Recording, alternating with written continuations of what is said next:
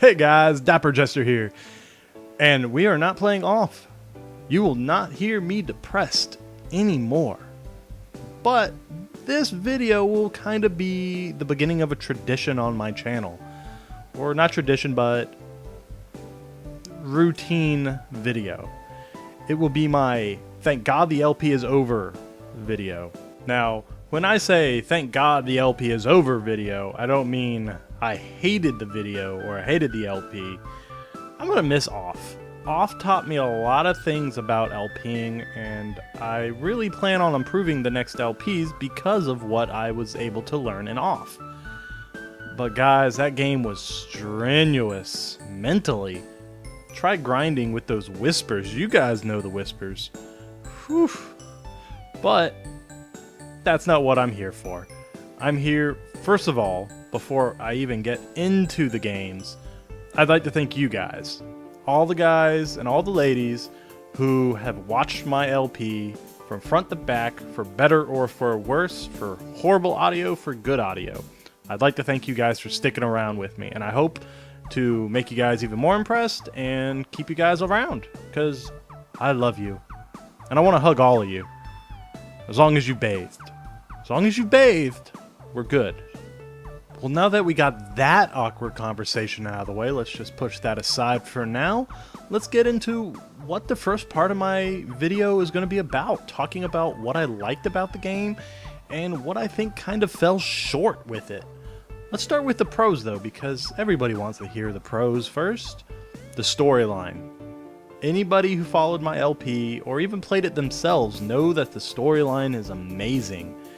It may take a billion twists and turns, and it may not make sense at the beginning, the middle, sometimes even the end.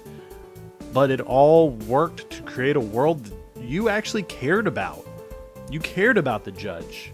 I mean, as much as the batter was a dick, you wondered what was going through his head. That, for me, is a perfect indication of a good storyline. It kept you, and you couldn't wait to find out what came next. And honestly, when I uploaded the last 5 episodes, I couldn't wait for you guys to see it as well, because it just got more and more detailed as you got deeper and deeper. But another thing I really liked was the music and the artwork. All that music, except for Judy Garland, was original. It was made specifically for that game. Oh, those whispers. I could have done without those whispers. But the music suited the situation so perfectly. There was no cheerful music. And there wasn't any really sad, depressing music either. A lot of it was disjointed, and it worked perfectly with the storyline. But the last thing, I'm only going to keep it to 3 points because there's plenty of pros, and it is an RPG Maker game, so there are a lot of cons, but not to bore anybody. So, last one is the characters. And not just character development, even just the artwork comes into this. They're all drawn so weird. The Elsons, for example, you could watch them slowly morph through the game, becoming more destitute, I think is the word. But I think a lot of care and love went into this game, and to be honest with you, if there are more French games like this, I might just have to learn French to play some French games, because it was phenomenal. Mortis Ghost, the writer, the creator of this game, is a genius. That's all I can say, just pure genius. But let's get on into the cons. There were some major cons that I felt could have made the game even better than it was. The first one, and I'm not sure you guys even noticed this, was the element system.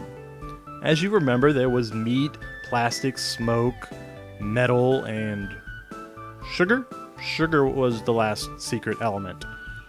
But what you guys may not have noticed was those elements were supposed to be in the battle as well. You were supposed to be able to do smoke damage and do extra damage to someone who was weak to smoke. They didn't really implement it. At least not to a point that was noticeable or worth the effort. Many of you probably did notice we did a wide angle on one of the creatures. It would say resistant to smoke, you know, weak to metal. It really never had any point to it. It was kind of there, I guess, for me as fluff. It would have loved to see that actually incorporated, so a little bit more strategy could have come into the game, but we got a good game out of it, so I'm not terribly worried about that. Second point is the meat shield bosses. Now, I've cut out most of the battle from each of the bosses. Other than the queen, I've cut out about 2 minutes from each of those bosses of me doing the exact same thing I did on camera.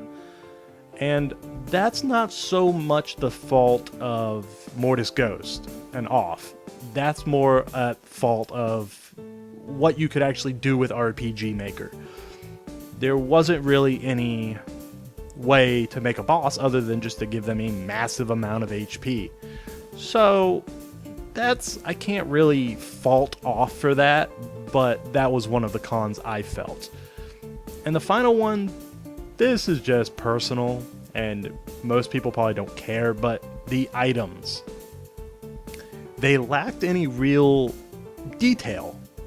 Like, the add-ons defense were named after bones, but there was no information about them. Even like a little short blurb I would have liked to see, but after a while, after the first zone, you just needed to know if it increased your attack or not. After that, items just kind of went away. That's why I really didn't show any of them off to you guys, because if you'd seen the first one, you saw all the others just with different names. But overall, I love the game. I mean, cons or no cons, it was an amazing game to play, and I've recommended it before, I'll do it again. Play it. Stop this video right now, go to the forum, I'm going to add the link in the description, and download it. It takes less than 10 hours to beat the game. That's like a Saturday night at home with a beer. Play it, enjoy it, listen to the creepy whispers, but that, guys, is Off.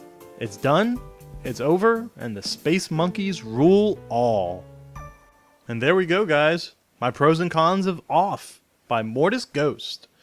Now, let's move on to something that I feel is going to be a continuation of the feel of Off, but a lot more upbeat and happy. Or maybe not happy, but more humorous. And I'm a funny dude. At least I think I'm funny. But I'm also a happy guy, so talking and being in that situation of Off was stressful. So I'm hoping this game will really just let me enjoy it.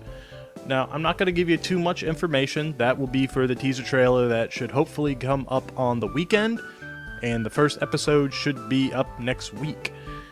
But actually, that's all I really wanted to tell you. That there'll be a new LP, and hopefully it'll be more happy and go lucky. And it's another game that you really, really, really should play, and if you don't, I don't know if I even want to know you as a person. But here comes to the point that I really wanted to do, and I felt it was important for me. This is going to be the shout-out section of my videos. This is where the people who really helped me during the LP, was really supportive, and even on the crappy videos, watched them and had something to say about them. This is really for those few people. Now, I'm not saying you people out there who didn't comment or like aren't special. You're very special to me. I still want to hug you. Get back over there. God, awkward conversations. Keep trying to get over here. But these are the 4 people who I felt really were involved in the LP. And so I'd just like to give them a special shout out. So, first up is the Johnny Marr, with Marvin the clinically depressed robot as his picture. Now, the cool thing about Johnny Marr is not only was he one of the most active people on the Off LP, he was also one of the first people to be active on my channel at all, along with National Radar, who is right there. Now, he has a few things going on his channel right now. His main LPs are Final Fantasy VI, which is doing very well. It's very informational. He shows you what to do, and he gives you tips and tricks, and he's funny. So, you know, props to that, Johnny. And he's also doing a Resident Evil Let's Play. Right now he's working through Jill's scenario.